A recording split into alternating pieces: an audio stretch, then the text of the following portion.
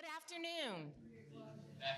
Hi, my name is Afton Thomas. I am Associate Director for Programs here at the Center for the Study of Southern Culture. Thank you all for being here today. This weekly, sometimes bi-weekly series of events would not be possible without Center staff members Andrew Bryant, Rebecca Locke-Cleary, Andy Harper, and Katie McKee. The Center for the Study of Southern Culture serves as the academic home for Southern Studies, where students can earn a bachelor's and master's degree and a master's degree in Southern Studies or an MFA in documentary expression. I have the privilege of working with two outstanding graduate students, Asish Shrestha, behind the camera, and Deja Samuel. Another very special thanks to Mr. Gilbert Vowell for his assistance in coordinating Mr. Holmes' travel and being here today. Thank you all. The theme for SouthTalks this year is Reading the South. Invited speakers will complicate both parts of that theme, reading and the South. Literally, we read the written word, but texts also encompass landscapes and various media, including music, historical artifacts, films, maps, and art. The South itself is variously defined, not neatly limited by geography or experience.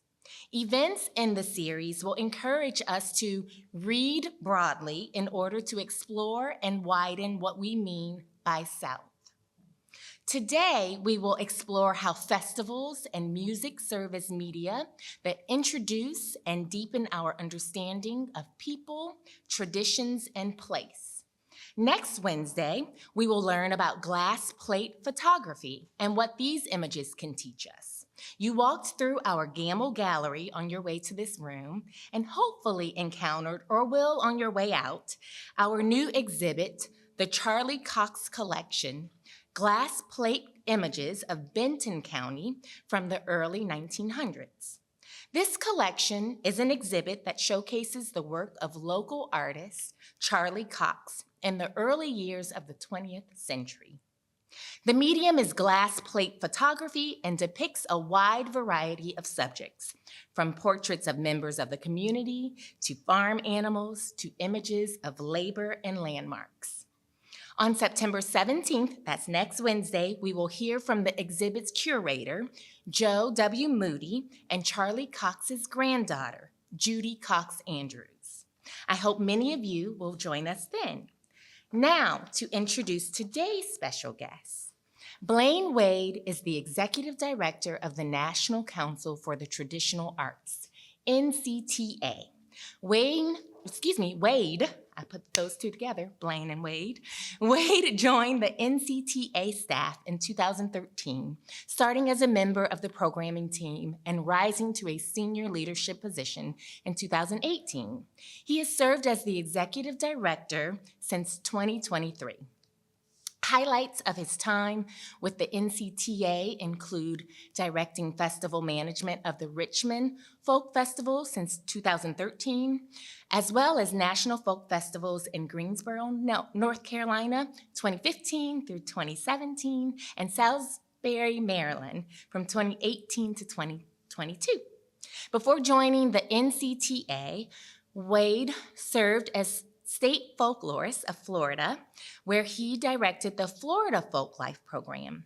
During his tenure, he launched several education outreach programs, including annual folk forums that featured demonstrations from traditional artists in local libraries and museums, and a folk artist residency in collaboration with the Center for the Music of the Americas at Florida State University. Thabi Moyo is a Jackson native bringing over 15 years of experience managing large-scale events and fostering cultural engagement. She is the local festival manager for the National Folk Festival during its residency in Jackson, Mississippi. In this role, Moyo will work closely with the National Council for the Traditional Arts, the organization co-producing the event with the City of Jackson for its 3-year residency beginning November 7th through the 9th of 2025. Moyo has worked for the Mississippi Film Office as the production and workforce manager, and she is the co-founder of Magnolia Sunset Markets, a monthly market featuring small businesses in Jackson. Before we learn about the history of the National Folk Festival and what they have planned for the first of 3 installments of the festival in Jackson, we will hear the sounds of Mr. Jimmy Duck Holmes. But first, let me introduce him. Known worldwide as a legend of Mississippi music, Jimmy Duck Holmes is the last remaining local practitioner of the hypnotic Bentonian Blues tradition. First recorded by Skip James in 1930s, this regional style has a deep, otherworldly sound, often marked by obscure tunings, ethereal guitar picking, and lonely vocals. In a lineage that spans nearly a century, Jimmy Duck Holmes remains the only player left from the area, serving as the sole link between the past, present, and future of this music. Born and raised in Bentonia, current population 343. The 78-year-old Holmes can often be found at the Blue Front Cafe, where he performs for visitors who travel from across the globe to hear the blues as it sounded decades ago. Considered by many to be the oldest juke joint in operation, the Blue Front was opened by Holmes's parents in 1948, who then entrusted it to him in 1970. Soon after, Holmes and his mother, Mary, co-founded the Bentonian Blues Festival, now one of the longest-running blues festivals in the United States. The annual event draws fans and musicians from near and far to celebrate this singular tradition in its birthplace. Holmes was introduced to the guitar by Henry Stuckey, who is said to have created the Bentonia style, and he learned directly from Jack Owens, a contemporary of Skip James and a close family friend who often performed at the Blue Front. Today, Holmes continues to pass it on by mentoring his own students, many of whom travel thousands of miles to learn from him. Although he's been an active performer for decades, Holmes only started recording regularly this century, releasing his debut in 2003. In 2020, he received a Grammy nomination for Cypress Grove, produced by the Black Keys' Dan Auerbach. His recordings and performances provide a rare glimpse into an authentic style that remains unaffected by time and current trends in popular music. Okay, I'm getting out the way, so I'm just gonna let you know. The show's flow is as follows. We're gonna hear a song from Mr. Holmes, followed by a presentation by Thabi and Blaine, and then another song by Mr. Holmes, and hopefully have some time for Q&A, okay? Because we have to be out of here by 12:57, because there's a class. So with no further ado, please help me welcome Mr. Jimmy Duck Holmes.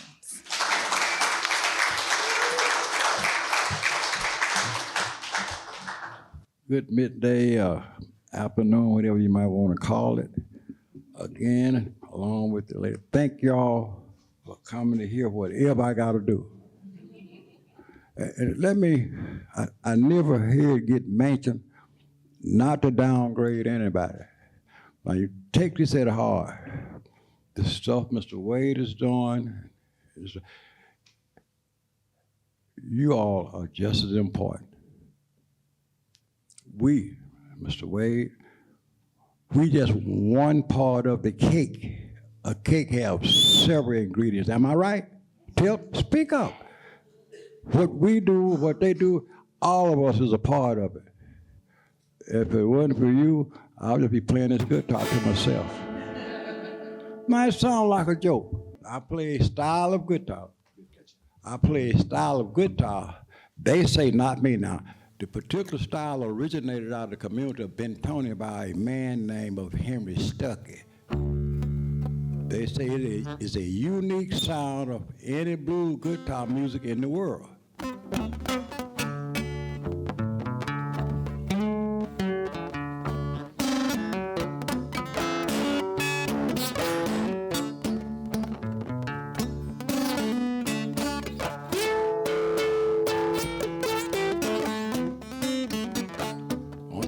Listen to me now. If you keep on living, you're gonna get old. Oh, someday.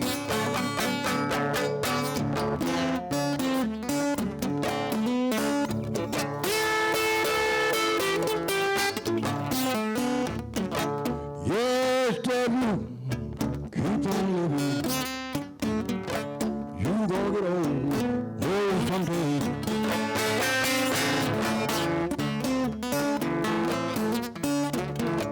You're gonna wake up one morning, look in the mirror. You're gonna be the ball of grace.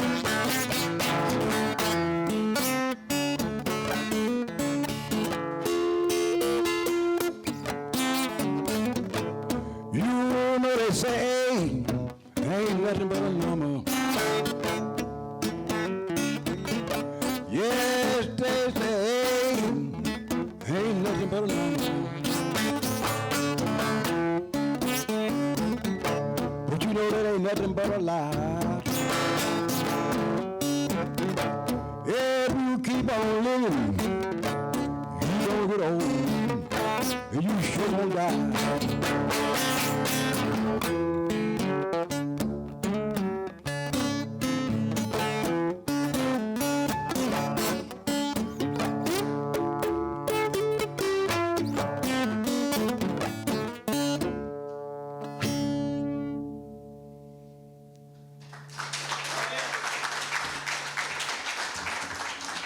I remember you take it from the old man. I don't make up lyrics. Everything I sing about is absolutely true. You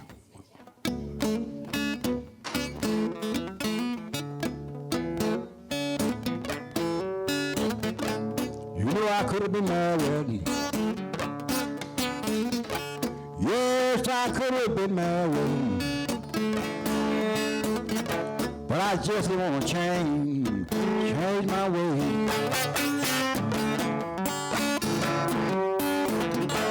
Yes, I could have been married. Just want to change my way. Yes, I guess I'm gonna stay single till they take me to my grave. I ain't never loved but 4 women in my life. No, I ain't never loved but 4 women in my life. There was my dear old mother, my sister, sweetheart, and my should have been wife.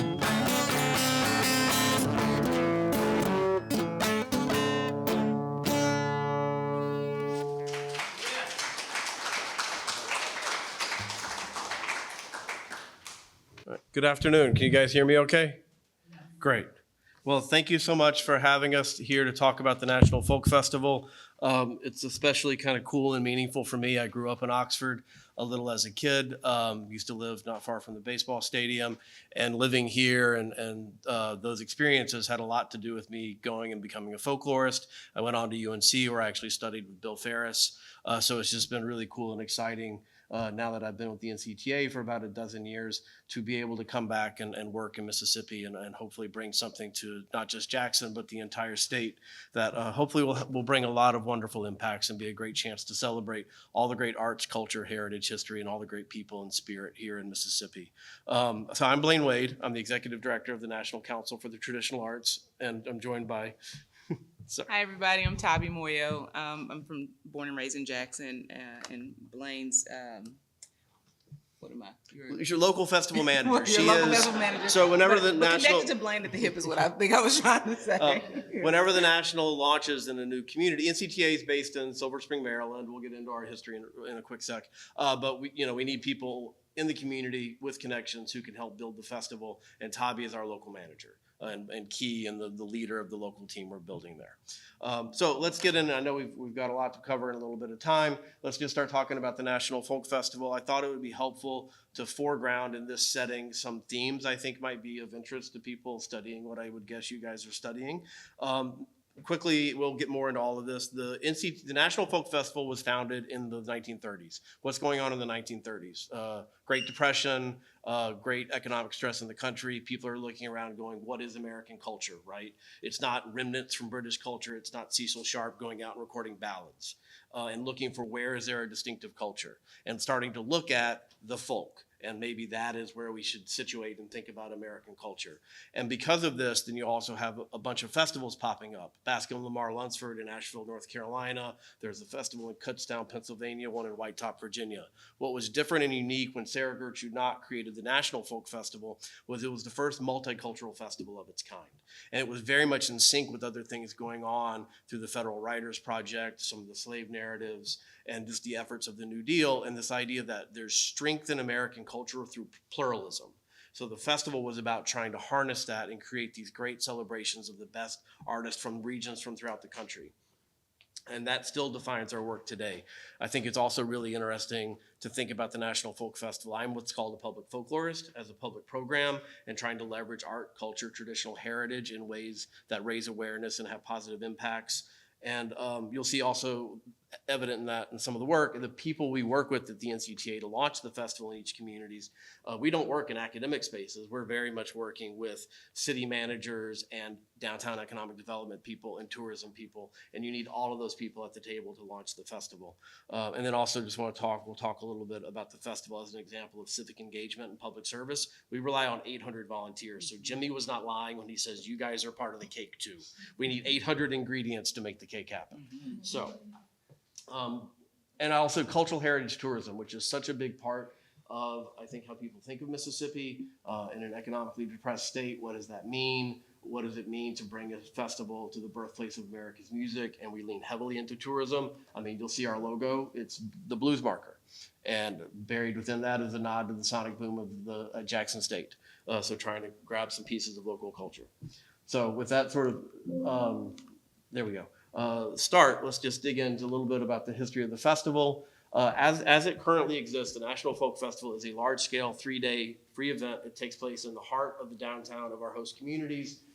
We want, no matter what your interests are, musically or otherwise, that you come and you see something for you. So that pluralism, that celebrating the finest artists from throughout the country is still very much what guides our work. And when we're talking about that, we're talking about indigenous communities that have been here for centuries, all the way up to new arrivals. So you'll see all these different kinds of music, but the idea is all of these people live here in America, and this is the full range of American culture. And so that still very much defines our work and celebrating them that way. Like I mentioned, the festival was founded we were founded in 33. The first festival was in St. Louis in 1934. And how the festival happens now is it travels into a host community for a 3-year cycle. It's downtown, it's free. We have about 6 or 7 stages. And what happens is you're trying to bring people into the public square, into a space that belongs to everybody. There's no barriers in terms of access. It's centrally located and in terms of cost. And it hopefully starts to drive economic development and downtown revitalization. And after 3 years, these communities then continue on with a locally produced festival. And so that's how we've been working for about the last 40 years of our history. That's Mariachi Los Camperos in downtown Greensboro, North Carolina. They're National Heritage Fellows, which we'll talk more about in a sec.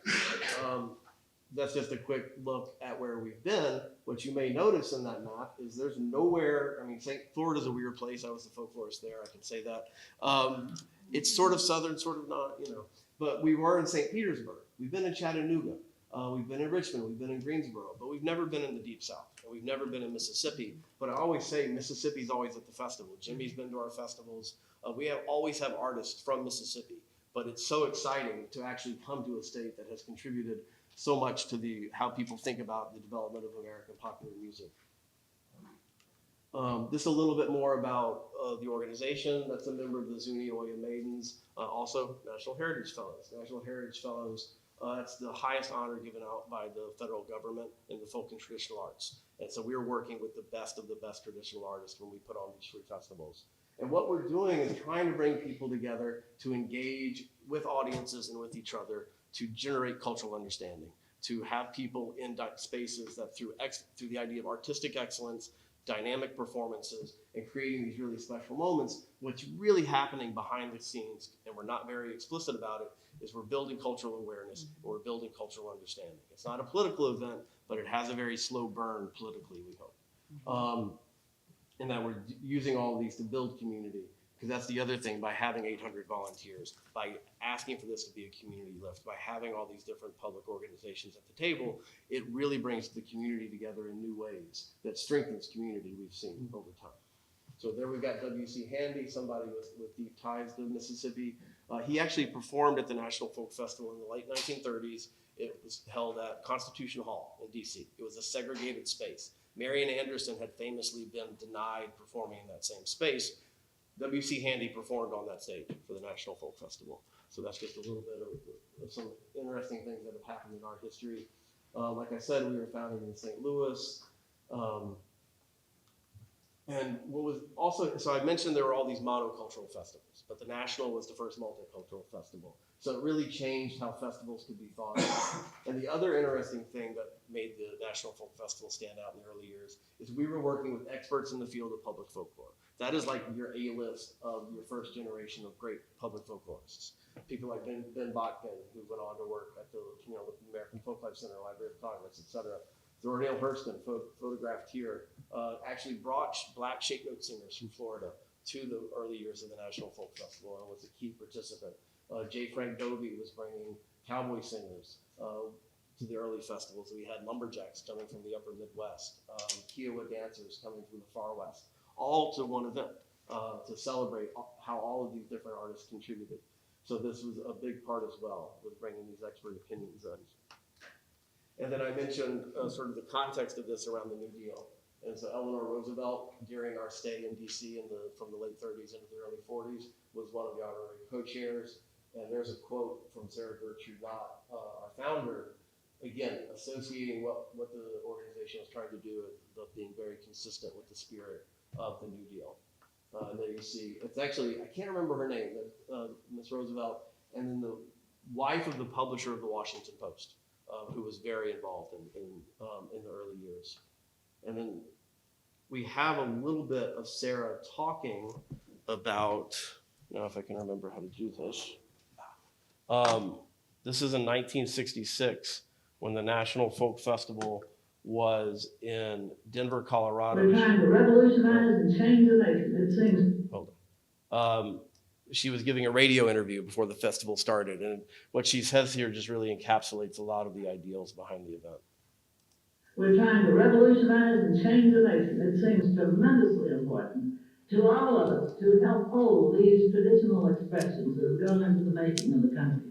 But long about now, when we begin to meet just as a national family band of strolling players, we are not missionaries so much anymore. We're just set on having a good time as our people of different races and nationalities meet to sing and dance together and forget any racial or national difference. There's no such thing existing. We meet as friends, and we know that the audiences in Colorado will meet with the same spirit and understand that there is a common bond that binds together the peoples of all races and all nationalities who now call the United States home. And just so happens we got lucky and we end that with Oath of Turner. And so that's 32 years after she founded. So she's still, it's that through line still with our work. So the festival was a traveling festival up until the 70s, and it was around this time that we rebranded or renamed it the National Council for the Traditional Arts. The festival became stationary for about 12 years. We went to Wolf Trap National Park for the Performing Arts in Vienna, Virginia, because we developed a cooperative agreement that we still have with the National Park Service. We have a cooperative agreement with the National Park Service, as well as the National Endowment for the Arts, to actually produce all the events for the National Heritage Fellowships. So those federal agreements are a big part of our work as well. and that's Clarence Gatemouth Brown, a great Texas blues band, also I believe the National Heritage Drum. But that's just a little bit more about our history, but to sort of bring us to the present day, and then Thabi's going to talk some more about what we're doing in Jackson. And this is a photo of the Treme Brass Band, the launch of the National Folk Festival in Salisbury, Maryland in 2018. We always have a performance at the stage and then a parade to the big stage to kick it off. We always say there's no main stage because all the artists are equal. It's about celebrating all the cultures. But there's always a parade, so it's just a great photo of Treme. The mayor is the guy with the camera right behind Benny the drummer, the founder. We looks really happy the governor's in there, just to again show you sort of the state and government partnerships that happen. But so what happened in the early 80s is we decided to take the festival back on the road. And that's when we came up with the model of moving to a city, into the heart of downtown, having a free event, hoping that it led to downtown revitalization and renewal and economic development, and then leaving behind a festival that continues for 3 years, that continues after the 3 years. And so if you look at Lowell, Massachusetts, where we went from 1987 to 89, that festival is still ongoing. It just celebrated its 38th festival. Lowell was the heart of the textile industry at one point in the late 19th century, but through deindustrialization, it's a post-industrial city, the downtown was completely economically depressed. And the festival had a huge role to play in what is now a very diverse and vibrant and thriving downtown, because it brings about 160,000 people each year in the downtown Lowell to attend the festival. And this is probably one of their parades from about 12 years ago. And we have festivals you'll see still ongoing in a number of these cities. I mentioned the National Heritage Fellowships, and the only reason I really wanted to mention that here is that it's tangential to the festival, is it gets back to this idea of creating understanding and all the other benefits that we hope the festival does socially, culturally, economically, through the idea that artistic excellence is celebrating the very best artists in the country. These are the legendary Lumettes, they're from Richmond, Virginia. We met them when we were in Richmond in the mid-2000s. They did not have a very large audience outside of what they did in their church. They didn't have any cultural diplomacy tours from the State Department, and the National Heritage Fellows, and traveling the country and the world performing. So it's a really powerful story of how that impacted them. And also, we record our festivals and we go to the library, the American Folklife Center, Library of Congress, which speaks a little bit to the documentation and preservation aspects of the festival, again, sort of the program, and really just wanted to mention the National Park Service again from the federal partnership piece of this. So with that kind of quick overview of the festival, I was going to pass it to Thabi to talk about Jackson. All right, hi everyone again. I feel a little to Mr. Holmes saying, you don't have to rehearse the truth. I don't have notes in front of me, so what I'm telling you today is the truth. I'll start with that. But I'm the local manager, and I signed up for this, and I'll get to the slides. But I want to give a little bit of context about what my perspective and as to what really interested me about the folk festival coming to Mississippi. I came from film, and so that's what I've been doing for the last 12 years. And so when I stepped into this role, it was just a genuine curiosity and excitement about the festival coming and what I heard about at the state arts conference. Blaine came along with a few other host city representatives, and they talked about the impact and the change that comes along with the festival being, Jackson being the host city. So, and the thing about it is just really one word that stood out is it's a transformative thing. And, when something's transformative and not transactional, that's something that I can get behind. And so with that said, I'll keep going and I'll share more about my experience as it comes up as we talk through the presentation.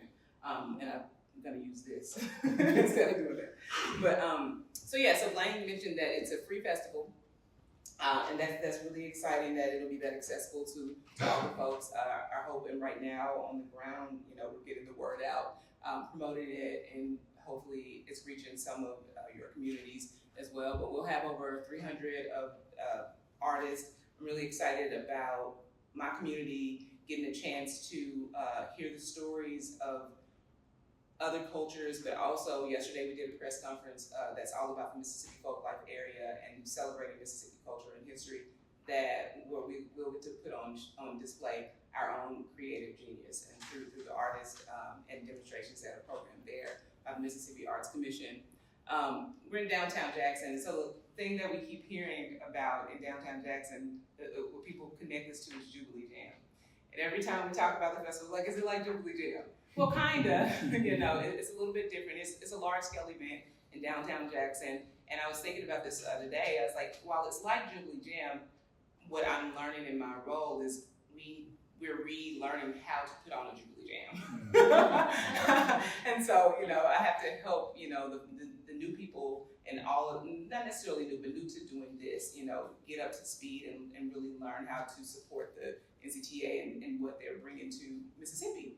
But 5 stages, and our downtown is a really special downtown, and I'm excited about seeing what I saw in Lowell, Massachusetts. I got a chance to go to Lowell Folk Festival, and they're in their 38th year, and see the festival in its full, form. And I think 165,000 people came over the course of the 3-day weekend. And the goal for us is to get there. And the hope this year is that we get somewhere around 60,000 over the course of the 3 days. But excited to see all of that happen in downtown Jackson. We've got skateboarders and punk zines and traditional farming practices, as well as gospel and blues and et cetera. So it's a real broad view of the thing, but just a chance to talk about that. And talked a little bit about the family area and what you'll see there. It'll be a lot of make and take activities that are programmed by the folks that I mentioned earlier. I'm trying to think of something that I would highlight out of that, but all of them will be great. We went through several programming meetings and flushed out the ideas with all of the groups, so they're very intentional about what we'll be doing. I'm thinking about the B.B. King Museum. I think they're making guitars. You can make your own Lucille. Yeah. You have a little cutout, and kids can take like 10 minutes and make their own Lucille. The Mississippi Department Archives and History. You can make a puppet, write a screenplay, and there's a little pop-up stage where then you can act out one puppet play. And a lot of things like that. Really, very a lot of thoughtful. Good partners. The Mississippi Band and Choctaw Indians have like 3 or 4 activities. Yeah, really exciting. So it's just good stuff. We want kids to come and have these kinds of experiences. Exactly, and family friendly, I think, is something to also stress when you're sharing out about this event. One of the stories that I heard in Lowell when I was sitting with the public safety officials in their compound, they say, people feel this event is in its 38th year, but parents will come and just drop their kids off because they feel so confident that this is a safe environment, family-friendly environment. But they've been doing it for 38 years, and I saw that. I saw the kids hanging out, and it's something that they love. It gives them that thing to do, productive thing to do, safe thing to do, and I'm excited about seeing that in Jackson. The crafts marketplace we talked about, and food vendors. So again, from samples from other festivals of what it'll be, what the setup will look like and what you'll be able to engage with when you're on the ground in Jackson. But excited, and we went through it's a curated marketplace. So these folks were selected. So some of the best that will be a part of this market. You'll be able to find some really cool things. Think double decker, what you're able to do there if you need a frame of reference. But excited about having and bringing this part of the festival to downtown Jackson. Community impact, is this back to you? Okay, well, we can tag team it. I'll go to the next one. Okay. So one of the things that I'll say, and then I'll pass it to Blaine about, just what to expect here. Obviously, lots of money will flood into the city, and we're really excited about that and the tourism aspect. And hopefully, folks will travel throughout the state, and also the visitors that we'll have in downtown. But the piece about downtown revitalization is really exciting. We have new leadership with the transition of our mayor, but also in other key agencies with our Downtown Jackson partners and Jackson Redevelopment Authority, talking and speaking back and going back to that idea of the new partnerships that are forming because of the festival. And that's what I love, is this kind of, undertone of this transformation happening in ways, very nuanced ways, that we'll see. We might not see this year, but the seeds are being planted. And so that's really exciting to think again what this looks like year 4 after we've been through this a couple of years. But Blaine, what else would you say? I think we can keep going. Okay. I think that sort of repeats. That sort of breaks out a little bit more of where these economic impacts are. It's a free festival, but you're bringing lots of people into downtown, and when they're there, they're hopefully supporting the businesses, going to some of the shops, and you see those staying at the hotels, and so those are some of the ways we've really been able to help revitalize downtowns. I would say, going to Jackson, I think it is a gorgeous downtown. sort of joke there's two state, I mean, there are two state capitals. But it makes for a unique sort of texture. It's just, it needs people, it needs activity. But I think there's a lot of history and a lot of gorgeous architecture. So we really want to make downtown Jackson the star of the festival. It is definitely an opportunity to also showcase local and regional artists on a national stage. Super Chicken from Clarksdale is going to be at the festival. Jimmy Duck will be at the festival. Keith Johnson from Clarksdale. We have a couple of gospel groups, the Wilkins Singers, who probably perform around here. Some are not too far from here. So it's a great chance to put all of them on that kind of stage. And then the other thing that happens when you start generating activity is new investments in infrastructure. That's a new park that opened in Greensboro while we were there. It was already planned, but it became a primary venue. You see, there's a great artwork. That artist has had stuff in DC, I can't remember where. And then Salisbury built a new amphitheater for the festival. But the coolest one is what we did in Butte, Montana. We were the home of the copper mining industry. And you see at the bottom, my right, and to your left, the original stage. It was an old copper mining mainframe. And we turned it into a performance venue. It's the largest, it's the big stage on site. And it's at the top, and you have this great view of the Rocky Mountain West, but it was not being used at all. It was a great performance venue in the city. And so again, we did that in Bangor, Maine, Richmond, Virginia. I've seen tons of development. We'll talk more about Richmond in a second, on the James River. So it just helps generate a lot of these economic benefits for the city in new investments. Okay. This is for, again, about sort of thinking about how to frame this as a public program and what you guys might be thinking of as you go on from here. What I've always thought was really cool about the NCTA, and when Charlie Camp came into my class at the University of North Carolina as a folklorist and talked about it, what seemed really appealing to me. I mean, it's great to talk to other folklorists, but it's really different to be in meetings with tourism people and economic development people and city people. It just, you're around people with different perspectives. It challenges you. It's hard. We don't always agree, and it's not easy. But it just seemed like a really exciting way to take what we're passionate about, whether it's Southern culture or musical traditions or whatnot, and look at the way for it to be a public good and to engage in public communities. So for a festival to be successful, you need buy-in, you need a city that sees how a folk festival can help quality of life, and it does, because it creates things for families to do, people want to stay, and generates economic activity. But we have to work with people from all these different backgrounds. And if they're not all on the table, and they're not all engaged and bought in on how this benefits what they're doing, the festival does not work. Yeah. So it's key. And that's what's really exciting and challenging about the work. Agree. I'm learning that again firsthand, what it takes to connect people to the scope of the event. Okay. Well, I'll let you, you know this better than I do, so. Yeah, and we've talked about Lowell. Bangor, Maine hosted the festival for about 20 years. It completely transformed the riverfront. I just want to talk about Butte and Richmond real quick. Okay. Butte's a small town of about 35,000 people. Used to be called the richest hilltop in the world, the copper mining industry. When that went to became a very economically depressed community. It generates $30 million in tourism economic activity for the state, because people come to Butte, and then they go to Yellowstone, they go to Glacier National Park, and become sort of the anchor of this trip to the Rocky Mountain West. And then there's Richmond, where we've been working and just had to celebrate its 21st year. And Richmond is the former capital of the Confederacy, had a long and complicated history. And when the festival came in, what they really wanted was something that bluntly brought black and white audiences together.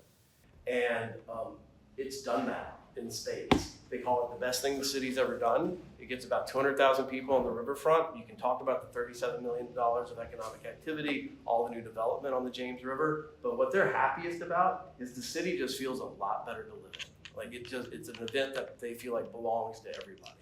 And it's changed how Richmond kind of sees itself. I just want to say, pop in right there, that idea of like culturally what, Mississippi's used to, Jackson's used to. And that's really what's happening boots on the ground. While the festival's coming in here and I'm working with new people, it's really a shift. It's a culture shift. And when you lift. One of the things I learned in business school is culture eats strategy for breakfast. So, just think about that in this context. It's a heavy lift, especially that first year. But after that first year, my hope is that we've laid a foundation and give them that quality of life experience that will, leave them wanting more and leave them wanting to lean into this experience and build community in a different way, because they'll be proud of what we were able to do. So It has what you see is it changes what a city thinks is possible. I think we can just go through the rest of it fast. okay.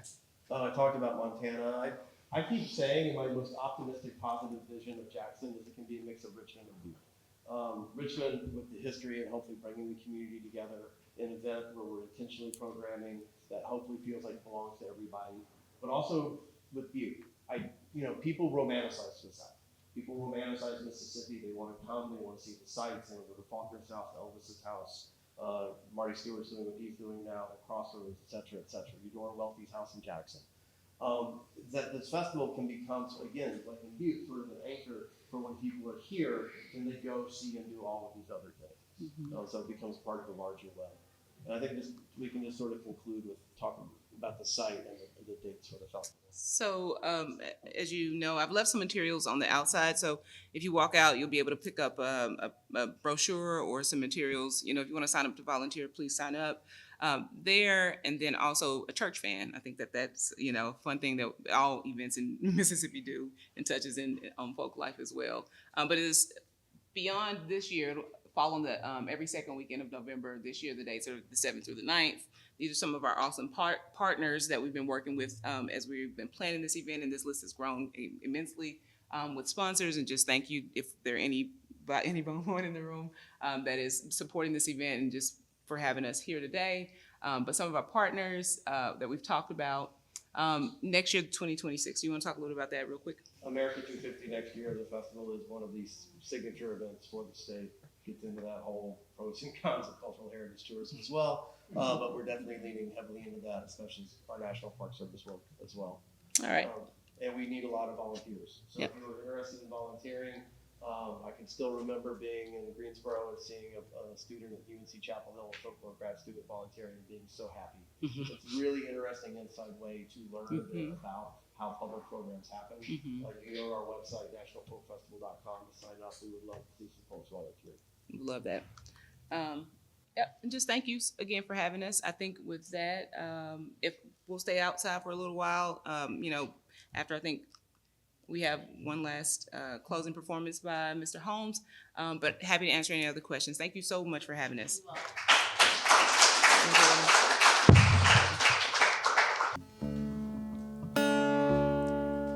Most young people got a myth about old school blues. They think it's all about sad times.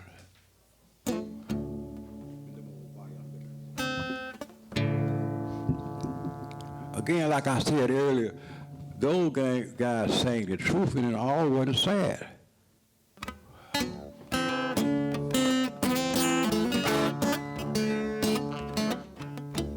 Now, America's music, blue is the foundation. And you tell your husband, you tell your wife, tell your kids, your grandkids, without a foundation, there's no house. 100 bedroom, one foundation. Blue is the foundation of America's music. Did you not know that? What is gospel, country, and western bluegrass? Blues music is the foundation of America's music. Let's go.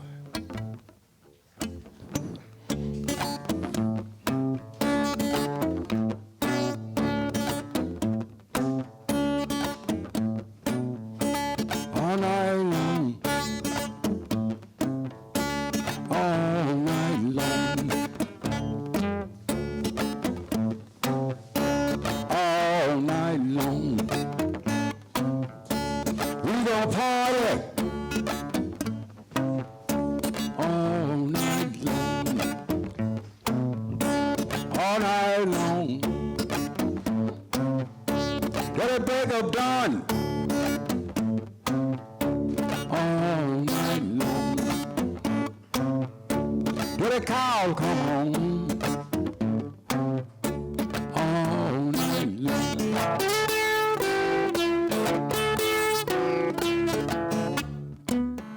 All night long. All night long. We gon' party.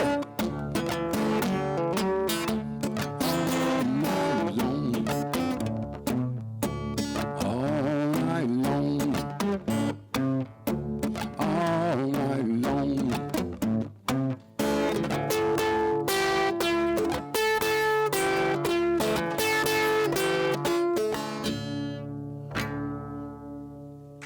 Thank you.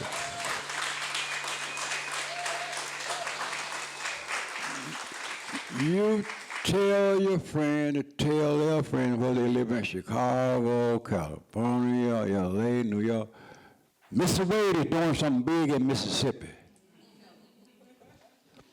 Tell her you don't want to tell them about it or call them and let them know about it. Tell them to show up. Somebody's coming that lives other places. Tell them Mr. Waide is supposed to do something big in Mississippi. Thank y'all so much.